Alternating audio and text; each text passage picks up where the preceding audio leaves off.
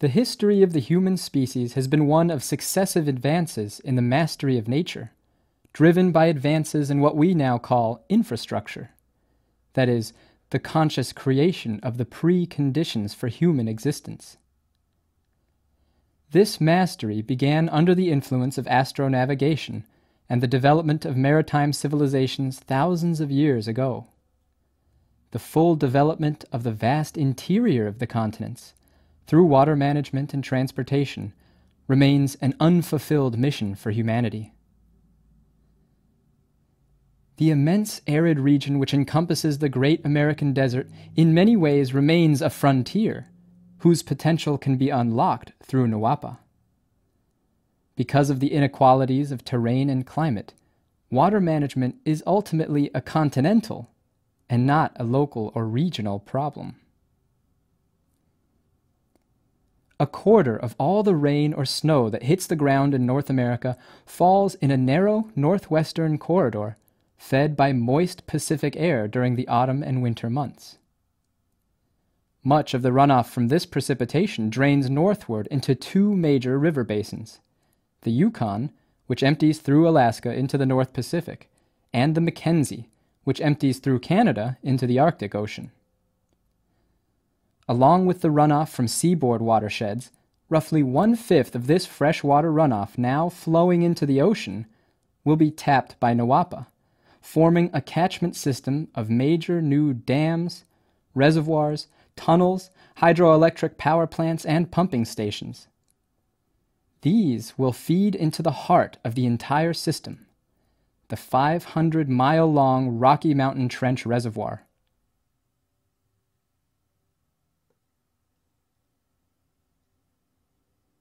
Water will then be pumped up nearly 2,500 feet to then flow into a distribution network that will feed the parched basins of the southwestern United States and northern Mexico. In addition, two major canals will branch eastward from the Peace River Reservoir, feeding into both the Great Lakes as well as the upper Mississippi River Basin. This will create a navigable waterway connecting the St. Lawrence Seaway to the Pacific Ocean, the long-sought Northwest Passage, and provide major new supplies of water for Canada and the eastern United States. In short, NAWAPA will overturn a century-long policy of deliberate underdevelopment imposed by President Teddy Roosevelt and perpetuated under the evil of environmentalism. NAWAPA will be the greatest effort in biospheric engineering in human history, and will be a meaningful contribution to future generations whose very existence depends on such science driver projects. The project map presented here is true to the original design of the Ralph M. Parsons Company, which unveiled the NAWAPA proposal in 1964. New technologies and more detailed engineering studies may lead to necessary modifications, but, as was emphasized in its own reports, as well as congressional studies done at the time, the essential plan as presented by the Parsons Company is both completely feasible and necessary. Today, the same must be said with even greater emphasis.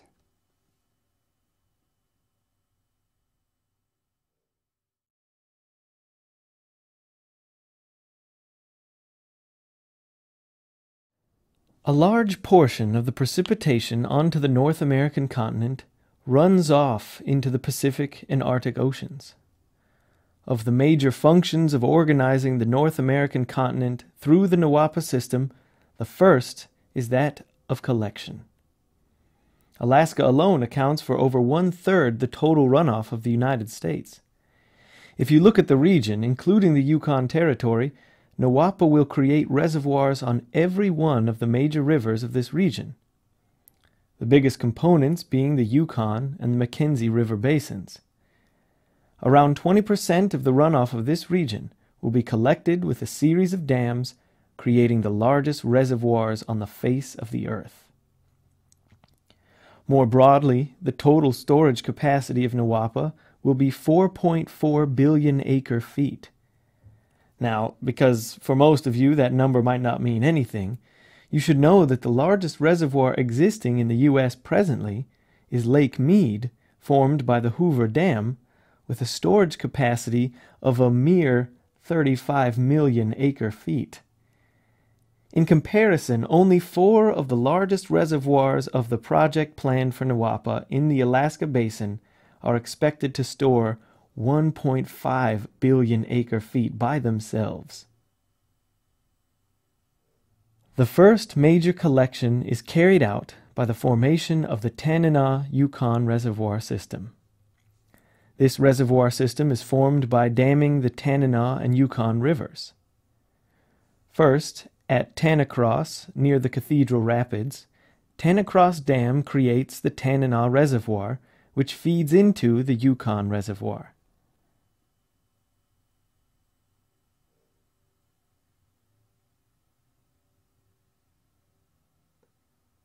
The Yukon Reservoir is formed by reversing the flow of the Yukon River. This will be accomplished by the 900-foot Dawson Dam just south of Dawson.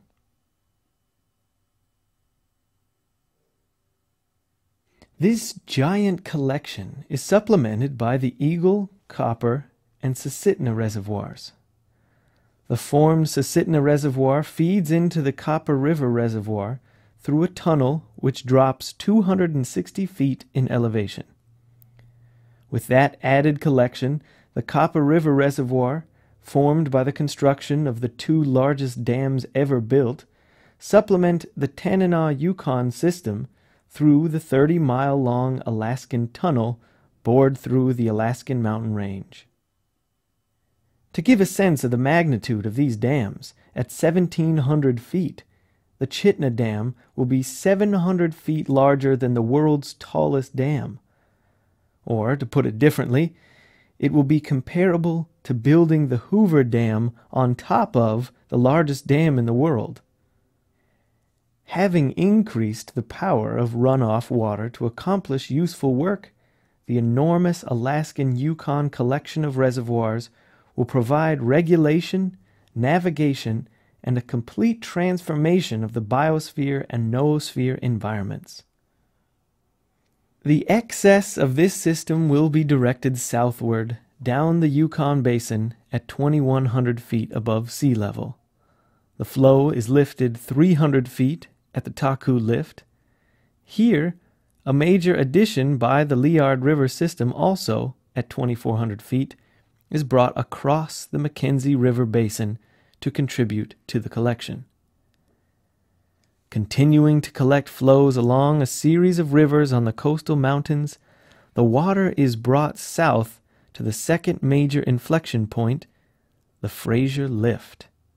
At the Fraser Lift, another addition from the Mackenzie River Basin is added to the NAWAPA collection via the Peace River Reservoir, and a large portion of the total flow is pump-lifted 670 feet into the Rocky Mountain Trench to an elevation of 3,000 feet, requiring 6,800 megawatts of power.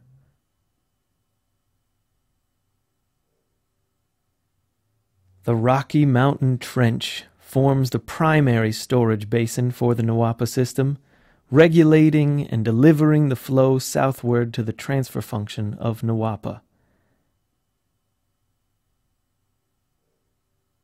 In addition to the collection from the north, this natural gorge is transformed into the central reservoir by regulating 3 other major rivers, the Columbia, Fraser, and Kootenay rivers. The Fraser River contribution to the trench will be supplemented by northern flows, and the Columbia will be regulated and supplemented further south. The Rocky Mountain Trench, 500 miles long, will store a total of 520 million acre-feet of water, an order of magnitude larger than any reservoir in the entire United States.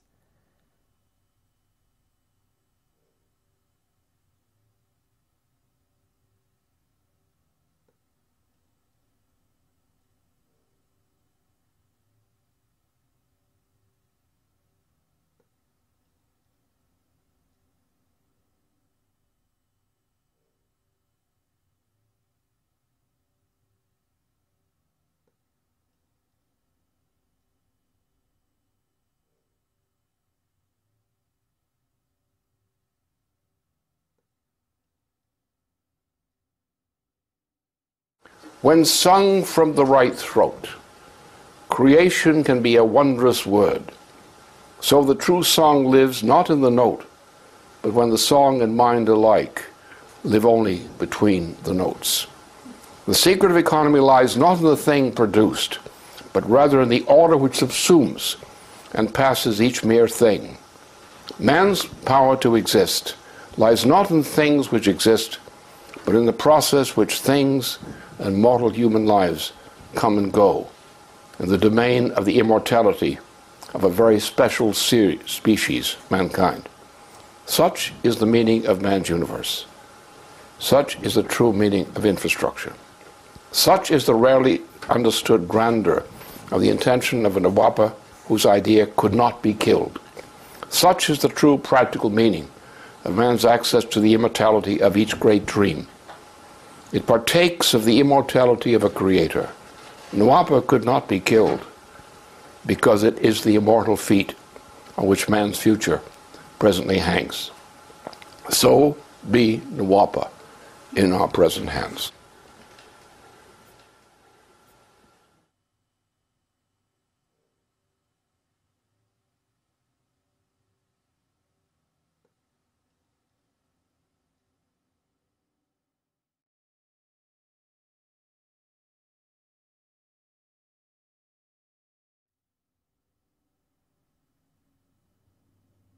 When the collected water from Alaska and the Yukon is brought south through the Rocky Mountain Trench, it enters the Columbia River Basin and the beginning of the transfer section of NAWAPA.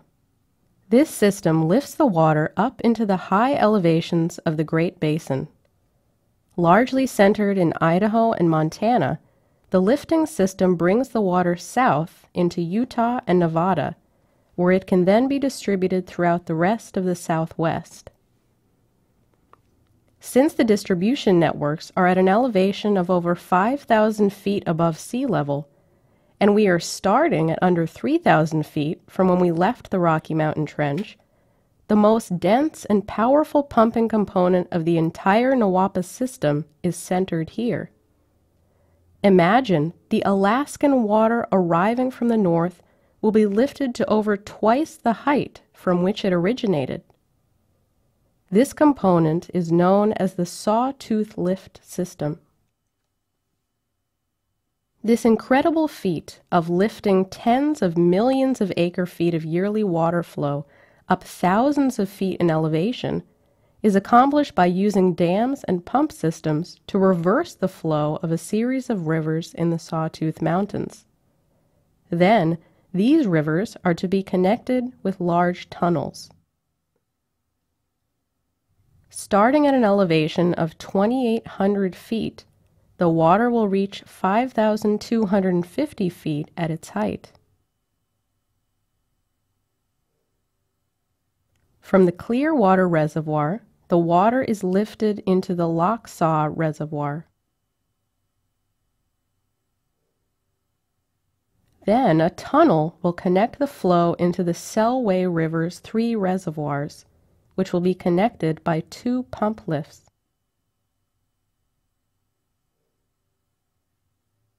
From here, a tunnel takes the water into the Salmon River, where 3 lifts connect 4 reservoirs and bring the water to the Sawtooth Reservoir at 5,250 feet.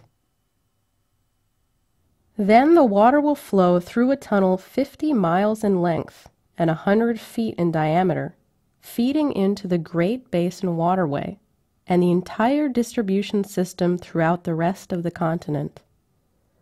Also, additional water catchment systems add water into the Sawtooth system from the east and from the west. So what we are doing here is basically running a major river 2,500 feet up a mountain range continuously year-round. This will require a huge amount of electricity, 26,000 megawatts, or 7.5 times the entire current electricity consumption of the state of Idaho.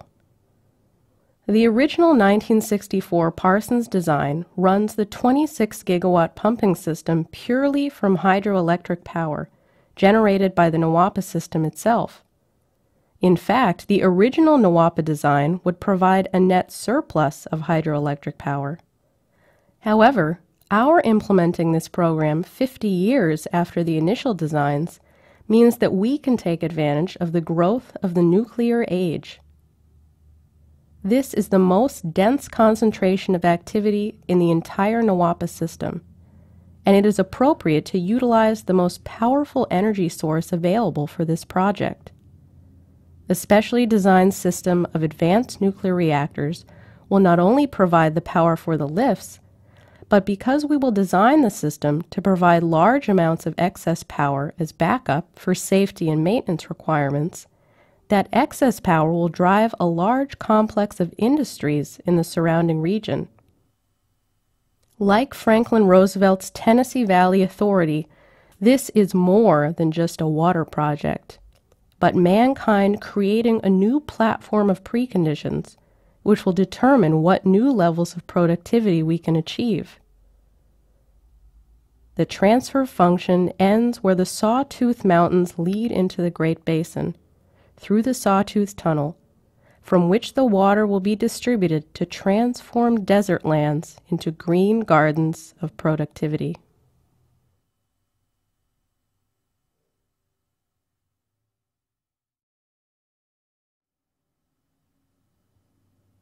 Now that the water has been collected and transferred through the northern United States, we enter the distribution system.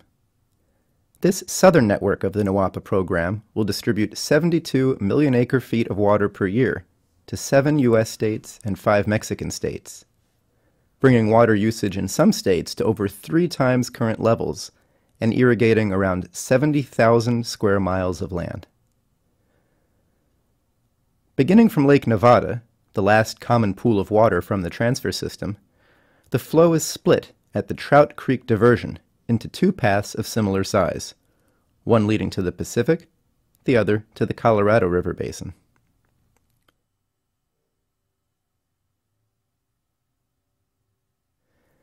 Taking the western branch, we first pass through the 80-mile-long Hansen Tunnel to the newly formed Lake Vegas, with the opportunity for irrigation along the way. From Lake Vegas, a branch of the distribution system makes its way into California to form the Panamint Reservoir after crossing Death Valley through a siphon.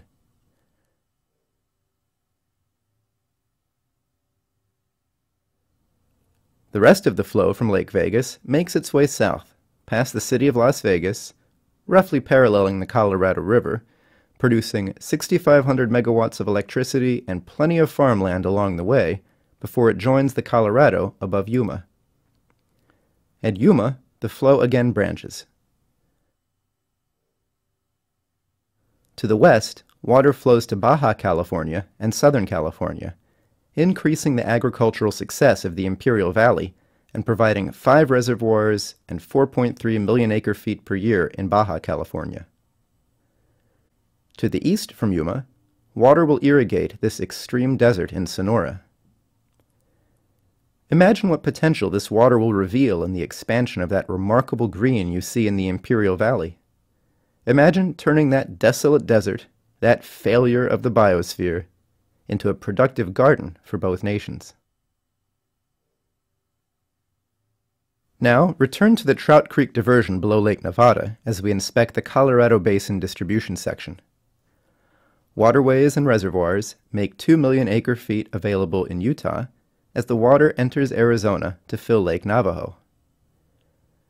Lake Navajo is the largest lake in the distribution system, and one can only imagine the type of blessing it would be for the entire region, reviving dormant strains of grasses and providing the possibility for planting new forests.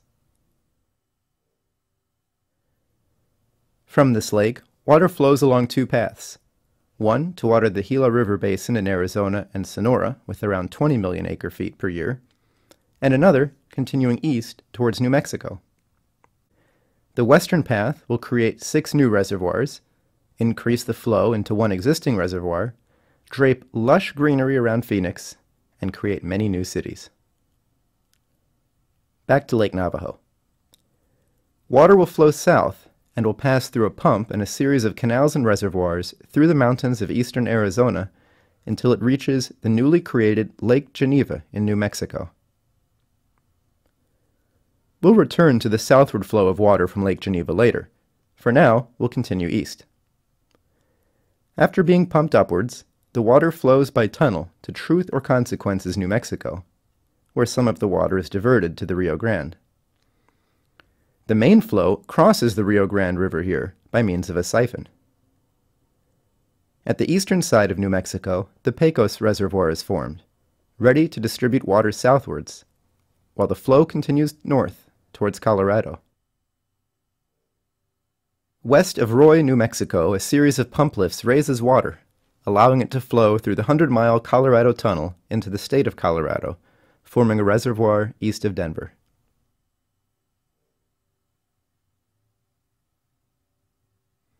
Let's go back now to look at the southern distributors.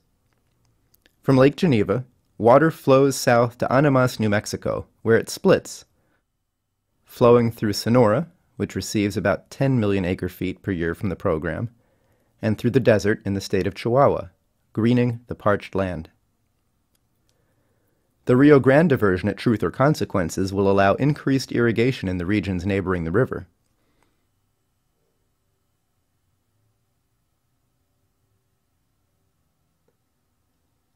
From the Pecos Reservoir, water will again flow through the Pecos River through the arid regions of West Texas, irrigating much land along the way before meeting with the Rio Grande above the Amistad Dam. Here, 2 new aqueducts parallel the Rio Grande River, bringing 17,000 square miles of land under irrigation in the Rio Grande Basin. The remaining water empties into the Gulf. The NAWAPA program provides water needed for irrigation and development, allowing a dramatic expansion in agricultural and industrial output. An increase in irrigated farmland will equal the size of Washington State. The land's potential to support grasslands and forests will be realized, increasing the biological activity of a region that has lain fallow for millennia. It will fundamentally change the climate of the entire continent, moderating temperatures, providing moisture, and having a multiplier payback in terms of water cycle activity. NAWAPA does not add crops to a desert. It removes the desert altogether. Thinking in these terms will serve us well for tackling problems of planetary exploration and development.